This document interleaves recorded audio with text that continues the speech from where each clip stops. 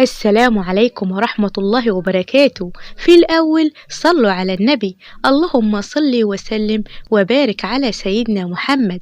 قبل ما نبتدي حكاية النهاردة يا ريت تضغطوا لايك وتدعموني، لأن قصة النهاردة حقيقية. أنا اسمي فاطمة من دولة الهند، أنا عندي 25 سنة. أنا عيلتي فقيرة جدا، ما عنديش إخوات خالص غير أخويا طه. إحنا مسلمين عايشين في قرية في الهند. أنا لما وصلت 15 سنة أبويا وأمي اتوفوا، ما عنديش حد أروح له وقتها غير أخويا طه. في يوم جه عندي وقال لي يا فاطمة يا حبيبتي، إيه رأيك تيجي تعيش معايا في بيتي، تقعدي معايا أنا ومراتي وأولادي، أحسن ما أنت عايشة لوحدك، محدش بيصرف عليكي، وأنا يا أختي لو ما شلتكيش الأرض أشيلك فوق راسي، أنا ملياش غيرك يا فاطمة يا أختي.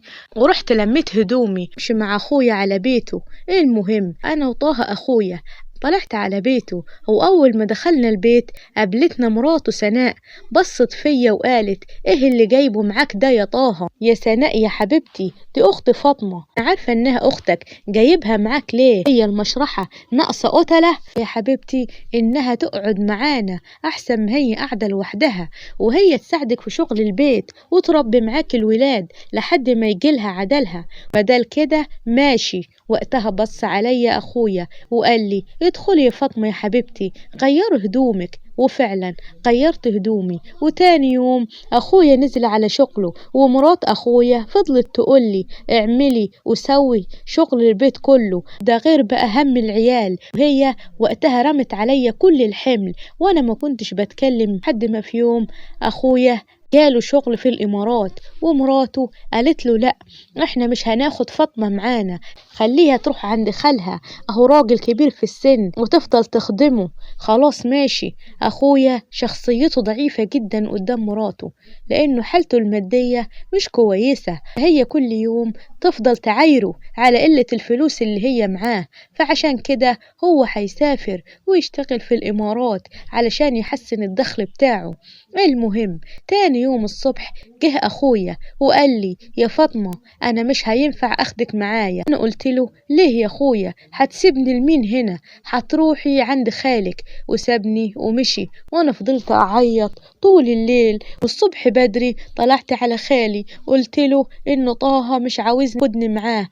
وبعد كده رحت عند عمي وحكيت له الموضوع وقلت له على طه. المهم كلموه في الآخر ووافق إنه ياخدني معاه، وسافرنا على الإمارات مع أخويا ومراته وولاده. المهم أخويا اشتغل سواق خاص، وأنا زي الأول بخدم في مرات أخويا، كانت كل يوم تضربني. وفي يوم رحت طلبات للبيت من عند البقال اللي كان جنبنا، وكنت كل ما أروح عنده ألاقيه مشغل قرآن. وفي يوم ورحت أشتري من عنده زي كل يوم، وقلت له يا عم محمود أنا نفسي تحفظني القرآن. قال لي خلاص أنا هشوف لك مكان تروحي تحفظي فيه يا فاطمة يا بنتي. لا ما ينفعش يا عم محمود، أنا ما بعرفش أقرأ، ومرات أخويا مش هتوافق إني أخرج من البيت. فعم محمود قال لي بصي يا فاطمة يا حبيبتي أنا عندي شرايط فيهم جزء عم كله، احفظيه وأنا حديلك جزء غيره. أنا قلت له أنا ما عنديش كاسيت للشرايط دي يا عم محمود، واداني كاسيت. خديه لوجه الله يا فاطمة يا بنتي، وكنت طايرة من الفرحة. المهم بعد أسبوع رحت عند عم محمود وقلت له يا عم محمود أنا حفظت الجزء اللي اديتهولي كله. قال لي ما شاء الله يا فاطمة يا بنتي أنا هراجعه معاكي. وفعلا فضل يراجع معايا اللي أنا حفظته، لقاني حفظاه كله واداني جزء تاني. فضلت اليوم كله أشغله جنبي مكان ما أروح، والكاسيت بتاع عم محمود فضل معايا اليوم كله. وفي شهرين والحمد لله ختمت القرآن الكريم كله. وقال لي عم محمود يا بنتي لازم تعلمي القرآن علشان يثبت جواكي وما يروحش. مهم قال لي يا فاطمة يا بنتي في حضانة جنبنا طالبة واحدة تحفظ قرآن للأطفال، ينفع يا حبيبتي تروحي؟ قلت له أستأذن مرات أخويا الأول وهرد عليك يا عم محمود. فرحت سألتها قلت لها يا مرات أخويا ورحت وقلت لها. قالت لي روحي، بس الفلوس اللي هيدوها لك انا هاخدها لنفسي. وقتها انا وافقت ورحت عند الأطفال اللي في الحضانة وحبوني قوي. وفي يوم جات الحضانة واحدة كانت عاوزاني أحفظ عيالها وعيال اللي في البيت كلهم.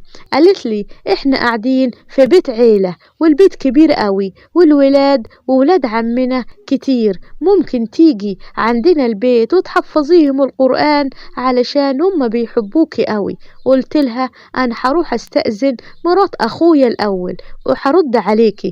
قالت لي ماشي، وقالت لي لازم يزودوك ضعف اللي انت بتاخديه في الحضانة. انا في اليوم التاني رحت قلت لها اللي قالت عليه مرات اخويا، وهي وافقت على الفلوس. ولما رحت عندهم البيت بصراحة ما كانش بيت، كان قصر جميل جدا كبير قوي، والناس اللي جواه محترمة جدا، كانوا بيحبوني قوي.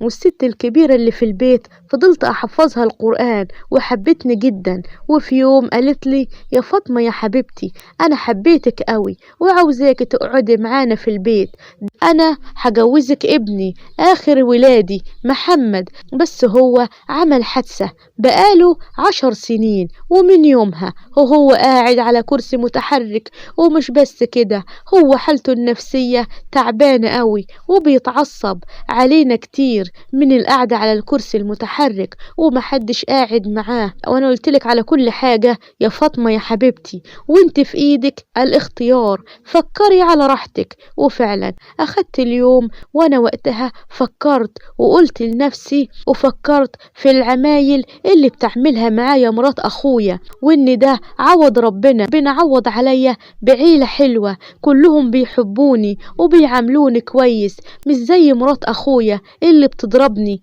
انا وافقت على الجواز على طول. وفي اليوم التاني ورحت عند الحاجة الكبيرة قلت لها انا يا حاجة موافقة اتجوز ابنك محمد، بس تروحي تخطبي ايدي من اخويا طه ومراته. وفعلا راحوا اخوات محمد بالعربيات الفخمة بتاعتهم على بيت اخويا. وقتها الشارع كله وقف على رجل لما شافوا العربيات الفخمة دخل الشارع. المهم وافق اخويا ومراته على جوازي من محمد. طلبوا من اخوات محمد مهر كبير قوي وادولهم المهر اللي هم طلبوه، وانا اتجوزت محمد. الاول انا خفت انه ما يحبنيش، بس طلع العكس، حبني قوي. وانا فضلت احفظه القرآن وليته يحافظ على الصلاة في وقتها، وحالته النفسية اتحسنت قوي ببركة القرآن. عيشة لنا عيشاها ببركة القرآن الكريم. ولحد هنا خلصت حكايتنا النهاردة، يا ريت تضغطوا لايك وتدعموني. مع السلامة.